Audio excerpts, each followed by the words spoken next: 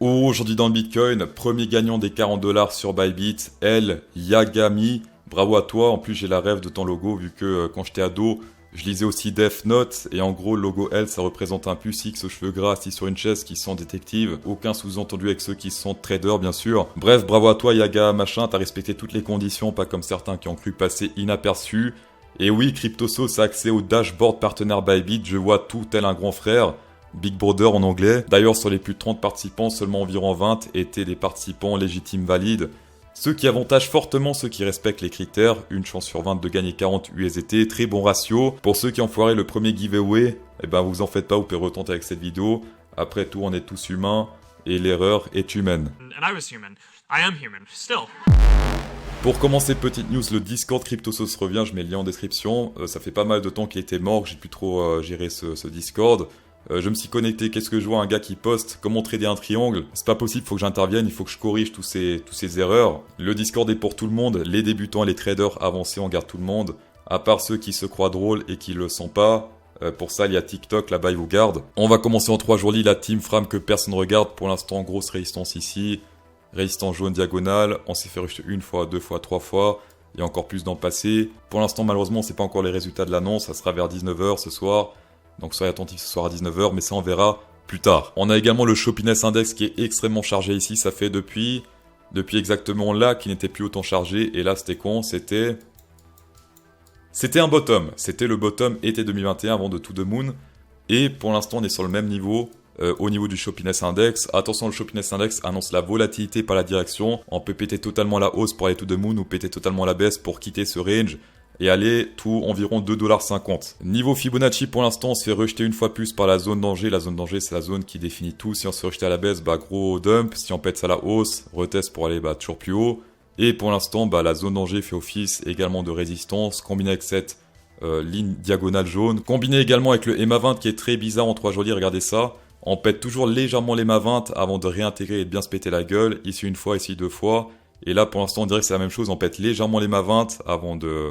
On ne sait pas encore, mais si ça se reproduit, bah, c'est une fois plus se péter la gueule et réintégrer le range à la baisse. Ce qu'on n'espère pas, parce que sinon le Shoppiness il se décharge et road to, on va dire, 7,50€. Aujourd'hui, on est toujours dans ces parallel range qui font toujours leur effet. Ici, pour l'instant, grosse résistance sur ce trait-là. Ah merde, j'ai mal tiré, voilà, comme ça.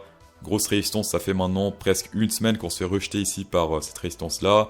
Et si on se fait rejeter par cette résistance-là, la target, je l'ai dit, il me semble que c'était lundi, hop, road to au moins cette ligne jaune, la tâche 2018, donc environ 19 134$. Également sur le RSI, il y a une résistance qui se forme ici autour des 62, sur le RSI 63, 64, enfin bref, dans la zone rouge ici. Et à chaque fois ici, on se fait rejeter à la baisse une fois qu'on était dans cette zone. Et là, une fois de plus, bah, on est rentré dans cette zone. Également lundi, on a vu une divergence bear potentielle sur l'action price. Ici, ça monte, là, ça descend légèrement sur le RSI. Mini divergence bear, mais bref, tant que la tendance est baissière sur le MA, eh bien on privilégie tout ce qui est bear. Et pour l'instant, bah, divergence confirmée. Pourquoi? Parce que on a clôturé sous l'ouverture bleue ici. C'était il y a 2 jours maintenant, on a clôturé sous cette ouverture. Et depuis, bah, c'est pas très positif ce qui se passe ici sur le marché. Donc cette divergence bear également, elle peut incrémenter les probabilités qu'on aille retourner sur cette target ATH 2018. Niveau liquide, ça devient intéressant ici jusqu'à environ 20 000$, mais également 21 000$. Donc là, pourquoi pas chercher les deux liquidités des deux côtés avant de prendre une décision. Mais pour l'instant, en tout cas, 21 000, 20 000, pas mal d'ordres d'achat et de vente. Mais ensuite, plus grand chose en dessous. 19 500, pas grand chose. Un petit truc 19 000, mais pas énorme. 18 500 également. Et au nord, pour l'instant, j'ai l'impression que c'est un peu plus rouge qu'au sud. Donc, why not ici? On verra après, peut-être sur Trading Light, si on voit des choses qu'on ne voit pas ici. Et sinon, les grosses whales, les grosses baleines qui ont acheté ce week-end, pour l'instant, n'ont toujours pas vendu. Pour l'instant, ça persévère, comme on peut le voir ici. Ici, sur Twitter, on a un graphe intéressant posté par Kim Jong-yu. Ça parle de spot vs dérivés. Donc, les spots, c'est ceux qui sont là plutôt pour du moyen-long terme. Alors que les dérivés, c'est ceux qui sont là pour du court terme, qui spéculent simplement. Et plus ça monte, plus le violet monte ici, plus les spots sont déter sur le marché, plus ils sont présents dans le marché, et plus ça descend, plus ils prennent leur profit, et plus ils se barrent du marché. Et là, pour l'instant, regardez, depuis plus ou moins ce crash ici autour des 30 000, les spots ne font que recharger, et c'est la première fois, j'ai l'impression que ça monte autant. La dernière fois, c'était quand c'était ici. 2020, plus ou moins, c'était avant le crash Covid. Je pense une fois plus que sans le Covid, on n'aurait pas eu ce crash ici jusqu'à 3 000$. Et pareil sur le marché SP500. S'il faut retenir une seule chose, c'est plus les spots montent et plus les dérivés descendent, plus c'est positif pour une remontée saine. En fort, Our Candle a tendance à nouveau haussière sur l'action price, ce qui est plutôt positif. C'est-à-dire qu'en 4 heures, on peut nouveau trader à la hausse, on peut nouveau prendre des longues. Sur le RSI, il y a une compression triangle qu'on ne voit pas sur l'action price, mais qu'on voit sur le RSI. Et la décision va être bientôt prise là dans les prochaines heures. Si ça breakout à la hausse, c'est bien très bullish, peut-être retest pour être toujours plus haut. Et si ça break à la baisse, eh bien tout de ground. On va dézoomer un peu sur Binance Spot, BTC, USDT pour voir ce qui se passe au nord et au sud. Et là, on peut voir que ce range-là est très garni de liquidités. Au nord jusqu'à 21 000, au sud jusqu'à environ 20 000, mais sinon plus grand-chose au nord. On a clairement plus au sud, sauf que si ça descend ici, eh bien ça va changer, le graphe va changer, la liquidité va changer. Donc là, pour l'instant, c'est un peu indécis pour ceux qui veulent trader tout ce qui est liquidité. Sur Binance en 1 heure sur du court terme, sur l'Open Interest, ça ouvre de manière timide des positions, puisque là ça monte tout doucement mais sûrement, pendant que sur l'action price ça range. Ça signifierait donc théoriquement que les futurs essaient de maintenir le prix pendant que les spots vendent, c'est ce qu'on va voir tout de suite. Ouais, là en effet qu'on peut le voir, les futurs essayent de maintenir le prix. Et les spots, qu'est-ce qu'ils font? Eh bien depuis là à là, ça fait que descendre. D'accord? Donc c'est une sorte de divergence. Attention à ça, ça c'est pas très bon en général quand on a ça, c'est les spots qui mènent le marché sur le moyen long terme. Et on peut pas monter sainement si on a seulement les perpétuels qui font monter le prix. D'accord? Aujourd'hui c'est le 2 novembre et c'est donc le meilleur moment pour profiter de l'offre Mont Platinum, un nouveau concept pour les traders plus ambitieux d'entre vous. Quels sont les avantages pour les Mont Platinum? On va checker ça tout de suite. Vous aurez accès tous les matins de lundi à vendredi à un live stream privé pour les Platinum entre 40 minutes et 1 heure. Disponible bien sûr en rediff. Au programme, vous aurez des analyses du marché, Bitcoin, Ethereum Stock et indices, analyse on-chain, order flow, des indicateurs premium, un point de vue sur la liquidité, des réponses à vos questions en direct. Bref, il y a tellement d'avantages, prenez le temps de lire tout ça. Je mets le lien ici en description.